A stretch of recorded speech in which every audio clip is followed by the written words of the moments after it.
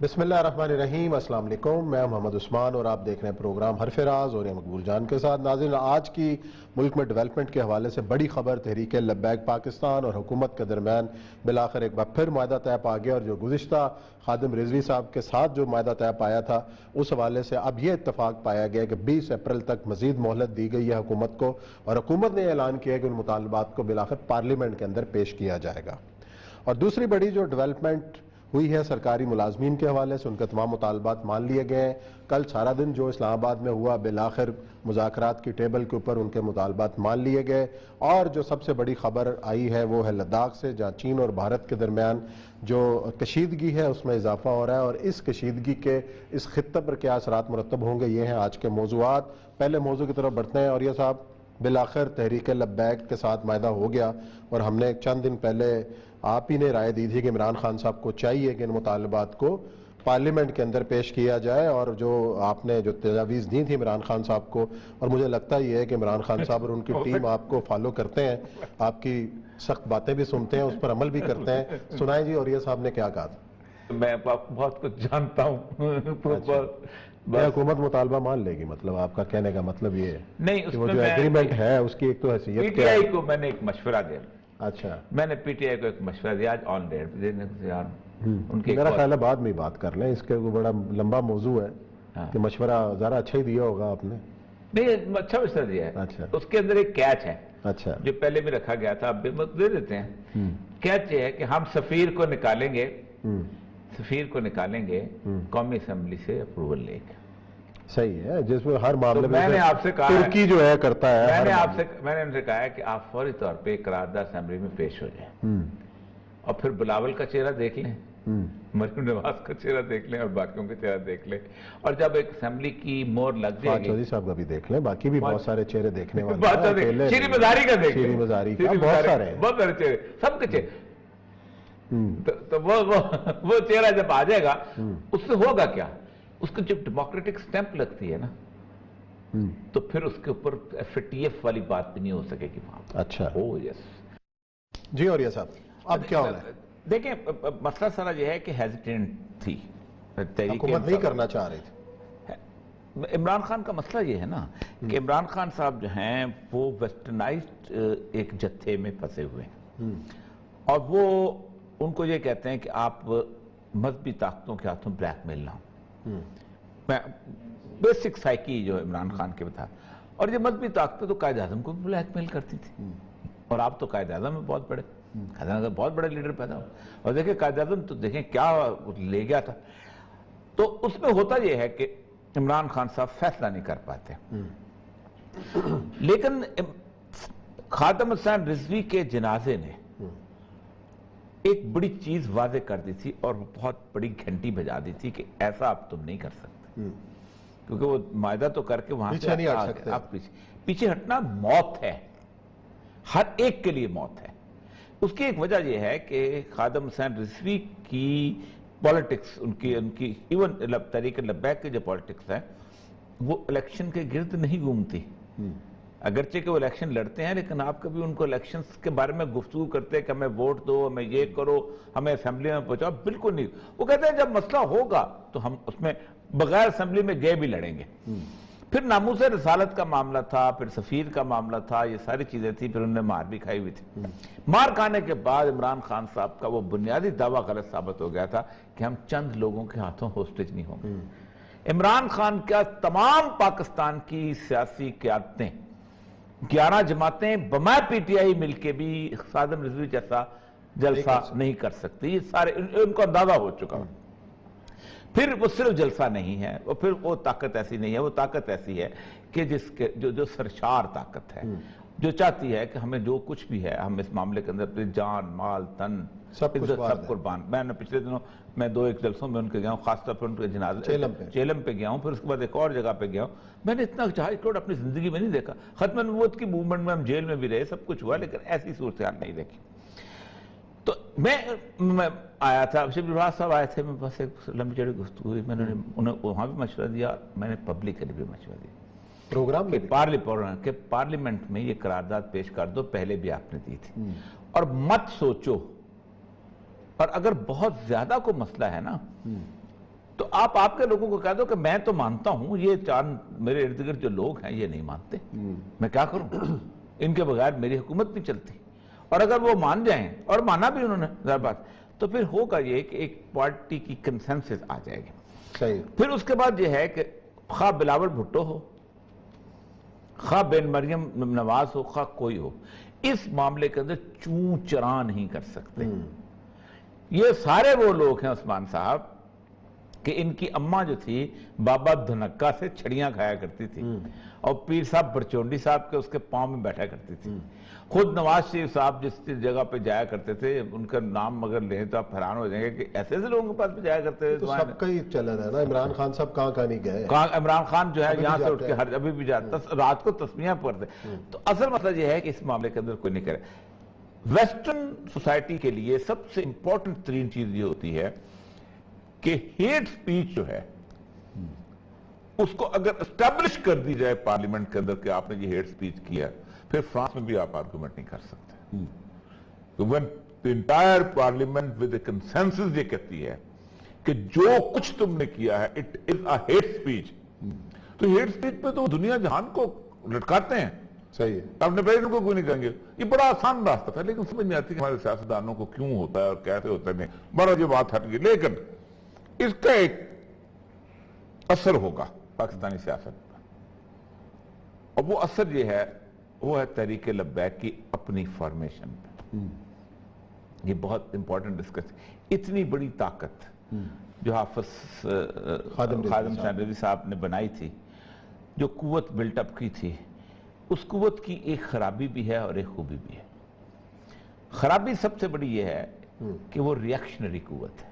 اچھا، یعنی ایک خاص، آپ کو پتہ چلے گا کہ توہین رسالت ہوئی ہے تو آپ کے اندر جوش و جذبہ آئے گا، آپ کو نہیں پتہ چلے گا تو آپ کا، وہ جو کہتے ہیں کہ ہم نے ناموس رسالت پہ پہرا دیا ہے، تو پہرے دار جب دنیا میں کچھ نہ ہو رہا ہو، چور چکے کا ڈر نہ ہو، تو پہرے دار سو جاتا ہے۔ لیکن جب چور چکے گھوم رہے ہوں چاروں طرف تو پہرے دار جاگتا رہتا ہے۔ تو اصل مسئلہ یہ ہے کہ جو 3 مہینے کا جو وقفہ آیا ہے، مجھے نہیں لگتا کہ وہ اس طرح کی تنظیم سازی، جس طرح کی تنظیم سازی ایک الیکشنز کے اندر ہوتی ہے، اور جس طرح کی صورتحال بلٹ اپ ہوتی ہے، جس طرح کا ان کا کراؤڈ ہے، اور جس طرح کے وہ لوگ ہیں، وہ کراؤڈ ہمیشہ کے خاص لیول پہ ریاکشن پہ آتا ہے۔ میں ساتھ رضی صاحب کو جی چاہتا ہے کہ ان کو کبھی اس وقت بیٹھ کے ان کو دیا جائے بیٹھ کے اس کے اندر، ان سے یہ کہنا ہے کہ اپنی تنظیم کو اگر آپ کر سکتے ہیں تو اس فورس کو چینلائز کریں۔ مطلب مدتوں کے بعد مذہب کے نام پہ بغیر مولوی کے، دیکھیں ان کے ساتھ مولوی کوئی نہیں ہے، ان کے ساتھ مشائخ بھی نہیں، ایک بھی مشائخ نہیں ہے ان کے ساتھ۔ جو بریلیوں کی اینلز ہیں نا، جو مولانا شاہ احمد نورانی والے، دوسرے تیسرے، یہ جو خصوصاً ہمارے قاری زوار بالکل الگ، یہ پورے کا پورا جو پورا طاہر القادری صاحب والا سیٹ وہ بالکل الگ ہے، ان کے خلاف تو۔ اور حالت یہ ہے کہ انہوں نے بالکل، ایون مفتی منیب ان کا بھی اپنا سیٹ اپ علیحدہ ہی ہے، قاری طیب ان کا بھی سیٹ اپ علیحدہ ہے۔ تمام مشائخ، پیر صاحب گولڑا شریف سے لے کے دوسرے کیا نام ہے چورا شریف، سارے خادم حسین رضوی نے ان سب کے فالوورز کو اپنے پیچھے جمع کیا۔ یہ بہت بڑی بات ہے، اور ود ان 1 2 3 ایئرس اکٹھا کیا ہے۔ یعنی وہ تو ان کی ایک تھا ذات کے اندر ایک کرزما تھا خادم رضوی کا، اور بولنے کی ممتاز قادری کا واقعہ، ممتاز اور قادری اس سے کا بات یہ ہے کہ واقعہ، اس کے ایلیکوینٹ سپیکر بہت کم میں نے مقرر اتنے زبردست دیکھے ہیں۔ علامہ اقبال کے اوپر جو دسترس تھی، قرآن پاک کا جو دسترس تھی، باقی ساری چیزیں تھی، یہ بہت بڑی فورس ہے۔ لیکن اب سعد رضوی سے آپ وہ توقع رکھتے ہیں کہ اپنے والد صاحب کی طرح اسی طریقے سے وہ علم اور اس طریقے سے جوش خطابت اور عوام کو اٹریکٹ کر سکیں گے؟ دیکھیں وہ ہوتا یہ ہے کہ کلٹ ایک ہوتا ہے، بڑی زبردست لفظ استعمال کرتے ہیں۔ کلٹ میں ہوتا یہ ہے کہ پھر آگے چیزیں بند ہو جائیں۔ آج بھی ان کے جو اکاؤنٹس بنے ہوئے ہیں ان میں صرف خادم رضوی صاحب شیئر ہوتے ہیں، وہی انہی کی تقریریں شیئر ہو رہی ہوتی جیسے مولانا مودودی کی جماعت اسلامی کلٹ بن گئی، آج تک صرف مولانا مودودی کی کتاب شیئر ہوتی ہے، اس کے بعد کچھ نہیں ہوتا۔ جبکہ جو بڑے لوگ ہوتے ہیں وہ ہوتے یہ ہیں کہ اگر امام ابو حنیفہ ہے تو اس کے بعد آگے ایک پورا سلسلہ چلتا ہے لوگوں کا، یا امام احمد بن حنبل ہیں، یا امام شافعی ہیں، جو ایک بڑا نام ضرور آتا ہے لیکن ایک پورا سلسلہ چلتا ہے، اور سلسلہ جو آگے لے کے چاہتا رہتا ہے۔ دوسری بات یہ ہے کہ انہوں نے وقتی طور پہ ان کو رکھ تو لیا ہے، لیکن ان کو ایک اور راستہ نکالنا چاہیے کہ قیادت کیسے آگے بڑھتی ہے اور بلٹ اپ ہوتی ہے، یہ بھی ہمارے ہاں تو حل کیا ہے؟ کیا تجویز کریں گے کہ کیا کریں وہ کہ اگر اپنی پارٹی کے اندر تھوڑا سا وسعت پیدا کریں، کچھ باہر کے لوگ آپ جیسے لوگ جا کے خدمات پیش کر دیں، اور بہت سارے سب سے لوگ ہیں۔ امپورٹنٹ ترین چیز یہ ہے جو میں گزشتہ تقریباً 6-7 سال سے یہ کہہ رہا ہوں کہ دنیا میں 2 بنیادی نظام فیل ہو گئے ہیں۔ کمیونزم 75 سال اپنی ساری جیسے گن گرج کے بعد فیل ہو گیا، اور لوگوں نے کہا کہ اب یہ نہیں چل سکتا۔ ڈیموکریسی اینڈ کیپٹلزم فیل ہو چکا ہوا ہے، لوگوں کو پتا ہے کہ دی آئیڈیل ترین ڈیموکریسی جو ہے وہ بھارت کی ہے، کہ جہاں زندگی میں کبھی آج تک تسلسل نہیں ٹوٹا، جہاں فوج نے اداروں نے کبھی کسی کو فون نہیں کیا کہ کانگریس چھوڑ کے ادھر آ جاؤ، جہاں کبھی یہ نہیں ہوا کہ کبھی آپ نے یہ کہا ہو کہ جناب اس پولنگ سٹیشن پہ فوج لگا دو۔ کسی بندے نے پولنگ کے 15 دن لمبا ان کا چلتا ہے، ڈسپیوٹ نہیں کیا۔ کوئی بندہ کسی نے کانسٹیٹیوشن نے توڑا، اس کے باوجود وہ ڈیلیور نہیں کر سکا۔ ایک اسلام کا ایک متبادل بنتا ہے۔ 1 سال میں نے متبادل کے نام پہ ایک پروگرام کیا تھا۔ ہمارے علماء کا مسئلہ یہ ہے کہ ہمارے علماء سمجھتے یہ ہیں کہ سیدنا عمر بن خطاب، سیدنا علی المرتضیٰ، سیدنا عثمان غنی، سیدنا ابوبکر صدیق کے زمانے میں جو دنیا کو مسائل پر پیش تھے وہی آج بھی ہیں۔ ایسا نہیں، وہ دنیا اور تھی، جگہ اور تھے، جبکہ قرآن کا وعدہ ہے کہ نزل علیک الکتاب تبیانا لکل شیء، ہم نے کتاب نازل کی، اس میں ہر چیز کا جواب۔ آپ ایک تھنک ٹینکس بلڈ کریں، بڑے لوگ جو کی طرح، جس طرح دنیا میں کیا جاتا ہے کہ یہ معاشی سوالات ہیں، ان کا جواب ہمارے پاس کتنا ہے، صحیح ہے، یہ سیاسی سوالات ہیں، ان کا جواب ہمارے پاس کتنا ہے، یہ اپنا دوسرے قسم کے قانونی سوالات ہیں، ان کا جواب آپ کہتے ہیں ہمیں ایک تعلیمی نظام جو ہے انگریز کا نہیں چاہیے، آپ کا کدھر ہے؟ آپ کہتے ہیں ہمیں پورے کا پورا اکنامک سسٹم نہیں چاہیے، آپ کا کدھر ہے؟ آپ کا کتاب امام ابو یوسف کی کتابوں سے تو نہیں ملے گا نا۔ آج آپ بینکنگ سسٹم کے مقابلے میں جب سسٹم کھڑا کریں گے تو کیا کریں گے؟ دیکھیں نا، تقی عثمانی صاحب نے اور باقی لوگوں نے جب کام کرنے کی شروع کی، اس کے باوجود بھی آج تک 25 سال کے بعد اپنے نظام کو یہ نہیں کہتے کہ یہ اسلامی نظام ہے، وہ کہتے ہیں یہ غیر سودی نظام ہے۔ اسلامی اس کو نہیں کہتے، وہ غیر سودی بینکاری، غیر سودی بینک، اسلامی بینکاری نہیں کہتے، کوئی نہیں کہتا، کیونکہ اس بات ہے کہ انہوں نے متبادل بلٹ ہی نہیں کیا، تو کون سا ہوگا؟ پھر اس کے بعد خلیفہ کے انتخاب کا طریقہ کار کیا ہوگا، خلیفہ کی خصوصیات کیا ہوں گی، کیسے گا، یہ ساری چیزیں آپ بلڈ کر کے الٹرنیٹیو دیں۔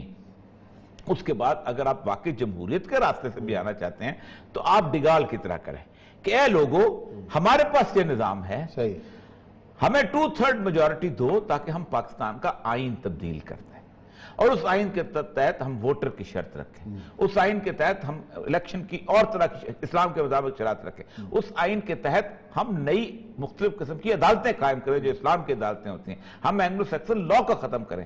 یہ ساری چیزیں اسی وقت ہو سکتی ہیں جب تم ہمیں 2/3 میجورٹی دو گے، اور جب تک آپ کو 2/3 میجورٹی نہیں ملتی، آپ قاضی حسین احمد کی طرح، آپ مولانا شاہ محمد نورانی کی طرح، آپ سراج الحق کی طرح کسی بھی اتحادی حکومت میں شامل نہ ہو۔ یہ ہے اسلام کا بیسک تصور۔ تو یہ اصل چیز جب تک نہیں ہوتی تو کچھ نہیں ہو سکتا۔ باقی میں 20 اپریل تک عمران خان صاحب کے لیے میں دعا گو ہوں کہ وہ رہیں کہ وہ رہیں اس وقت تک۔ دسمبر سروائیو کر لیا، جنوری سروائیو کر لیا، لگتا تھا یہ سینٹ کے انتخاب بھی جیتنے جا رہے ہیں، تو اب کیا مسئلہ رہ گیا؟ ابھی بھی اگر سروائیو نہیں کرنا تو اب کب کرنا؟ وہ اگلے چائنا والے اس پہ بات کریں گے۔